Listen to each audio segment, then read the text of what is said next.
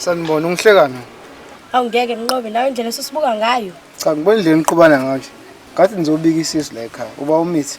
Hawu, wazwa siphoxa. Ayi angixoleleke kuleyo ndawo. Nginganisiza ngani wengilo seyincane? Hayi bese acela ukubuza ukuthi uDumisile singamthola. Akekho lo, uhambe nesikizo wakhe bawutheza ngalehlanzeni. Ish. Ayazi bese size kuyena. Yenzani kanje? Nibuye nizombheka.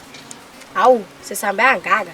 Maqina sima ukuthi kubalekile nemdingela khona. Tshelani mina ngifike ngidlisele umyalezo.